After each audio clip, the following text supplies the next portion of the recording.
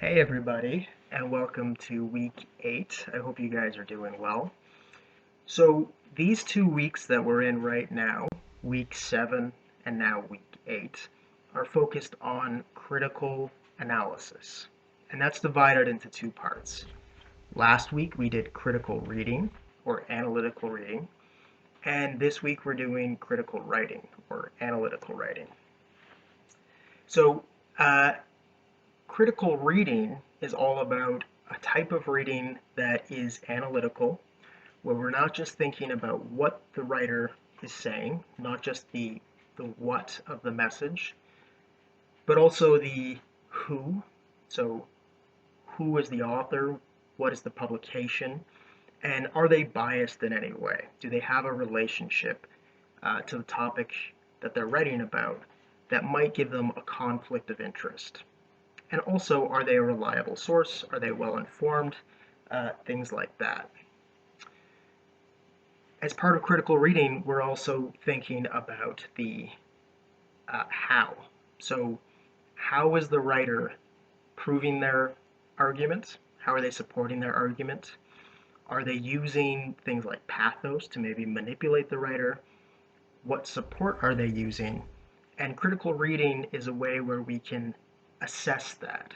We can say, okay, it seems on the surface like they've proved their claim, proved their argument, but have they really? When we scratch at the surface and we dig a little bit deeper and we apply analysis, we're asking, does this argument really hold up? Does it really make sense? It's important for a few reasons. One is that it helps us avoid being misled or manipulated. It helps us be able to make up our own minds more effectively. Uh, it's also going to be really great when we get into our research projects because it's going to help us choose better sources, more effective, more reliable sources.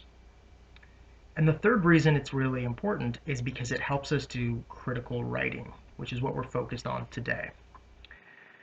Critical writing is a way of using that critical reading and writing analytically about other sources, about other writers and their arguments. Critical writing can take a lot of different forms, but the really important one for us, the most useful one we can do, is counterargument. So this lesson is mostly focused on how to write a counterargument.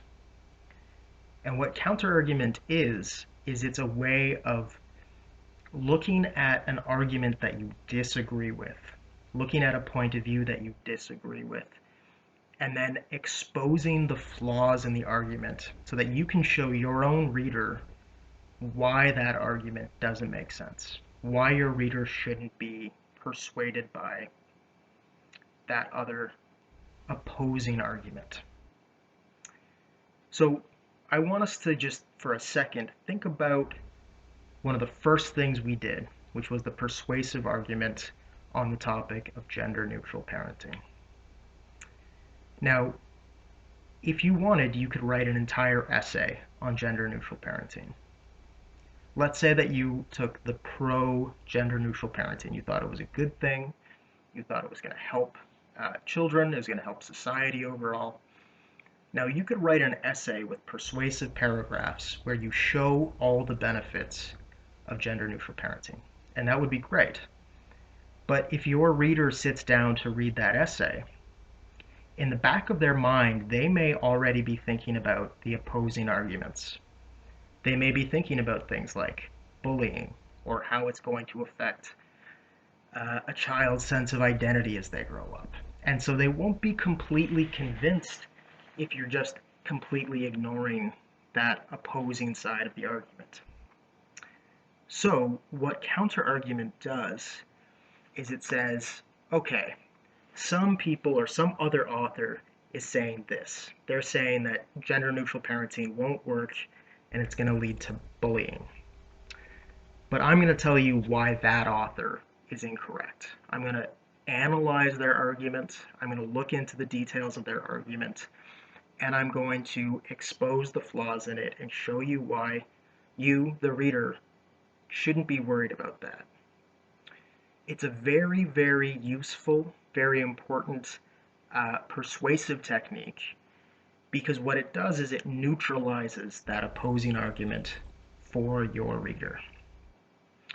So this lesson builds on critical reading stuff that we did last week, and it talks about how to use all that critical reading, all that analysis that you did, and how to turn it into a counter-argument paragraph that you can use in your own essays, that you can use as a strategy for neutralizing those opposing points of view. So the lesson is organized so that the first few slides are review, and there's a short video that I've taken from a movie. So it's just for fun, but I think it can help us understand critical reading better. Then it gets into how to write a counter-argument and what a counter-argument is in more detail. So the next assignment that we're doing is going to be a one-paragraph counter-argument. So this lesson is very important for preparing you for that assignment. And I'm also going to post some example counter-arguments in this week for you to look at. So take a look. Thank you for going through this week. And as always, if you have any questions, if things are not making sense, please feel free to get a hold of me. Bye. Bye. Say bye, Lupa.